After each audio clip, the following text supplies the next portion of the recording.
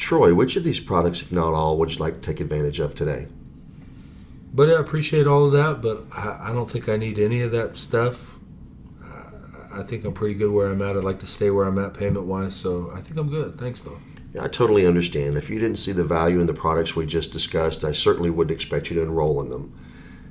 Based on some information that Dwight was talking to me about earlier in your vehicle usage, he was explaining that you're driving about 18,000 miles per year. And I have to tell you, that makes you a great candidate for the vehicle service agreement.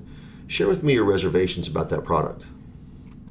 I think for that one, that's not even something I see a whole lot of value in, because I'm buying a Toyota.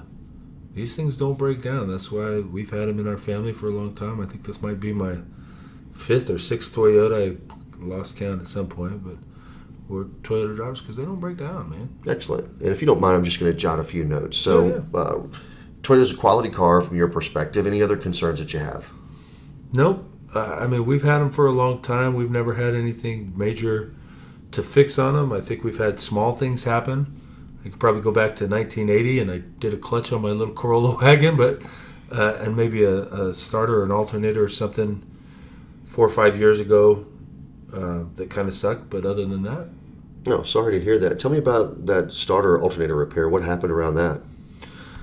We were on the road. We were headed to one of the kids' baseball games, and we got in the car to head home after the game, and it just didn't happen. And I'm not a mechanic by any stretch, so we call AAA, and the tow truck comes after 4 or 5 hours, and we get to a dealership, finally get it fixed. I think I spent $300, $400, $500 on it, okay, plus paying the tow guy.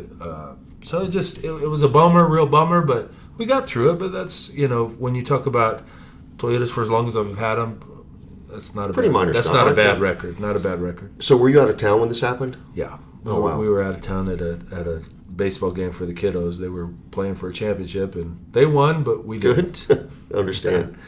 Any other concerns you have? No.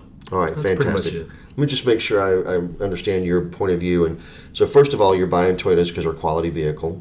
You've had 5 or 6 of them with very limited issues with them. Sounds like you did have a repair that you had to pay for out of pocket that caused a little bit of issue with towing, and maybe even the fact that you're out of town, you may have had to stay overnight. Does that sound about right? Yep, that's it. Did I That's miss exactly anything? right. Okay. No, not at all. All right.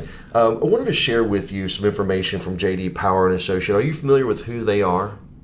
I know who J.D. Power is. Okay. And are you aware of the vehicle dependability study that they conduct annually? No idea what you're talking about. All right. So every year, they look at vehicles that are in the 3rd year of the ownership cycle, and they want to determine the number of problems that owners are having in the 3rd year of that ownership cycle. Why do you think they select the 3rd year?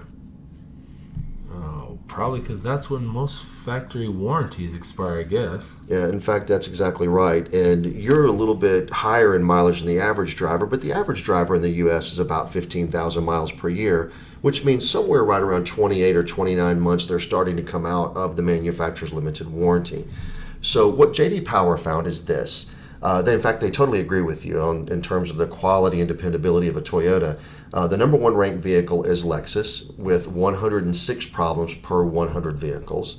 And Toyota's tied for 2nd place with Porsche for 108 problems per 100 vehicles. Now, the quick math would tell you that's 1.08 problems per car in the 3rd year of ownership. Okay. I wanted to share with you this cutaway that shows you the cost of some of the average repairs we've seen on a vehicle like the one you're purchasing. And this is based upon our dealership labor rate of $125 per hour. And you know what happens to labor rates year over year. They probably go up. They probably go up a little bit. You're exactly right. Inflation. Yes. And so take a look at this cutaway here. And what do you notice in terms of the most expensive repair here? It's a lot. Yeah, in fact, it's the valve seals. And what's the money on that? $5,368. Holy cow. Absolutely. And the least expensive repair is the fuel cap at $149 for a fuel cap. Can Exactly. I get that at AutoZone? Unfortunately, no. So custom designed for the car. So here's the thing: we've got a range from $149 to $5,368 in repairs. If you had to draw a line in the sand and guess what the average of all those repairs listed there might be, what would you come up with? Oh my gosh, it's probably got to cost you $1,200-1,500 just to crack the hood on the dang thing.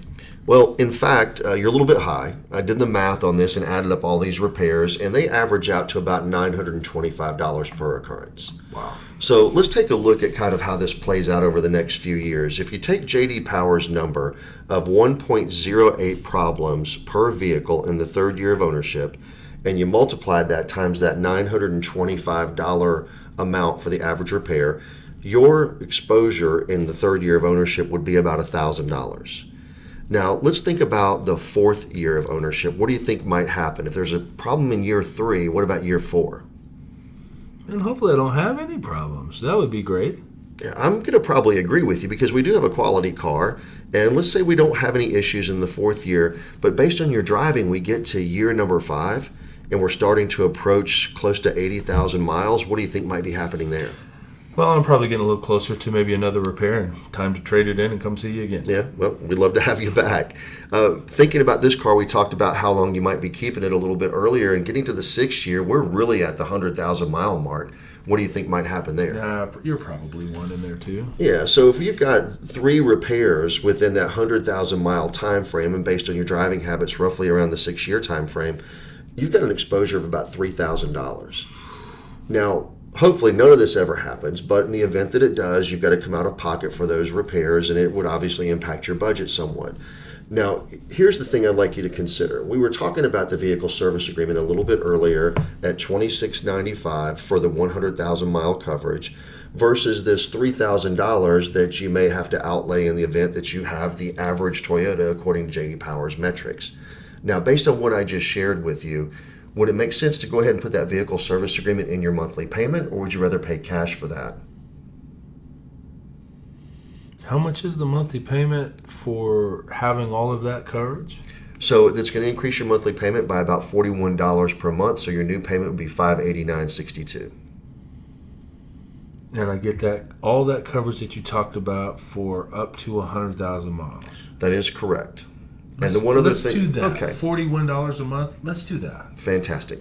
I'll make note of that and get it all fixed up for you and get you down the road. Cool.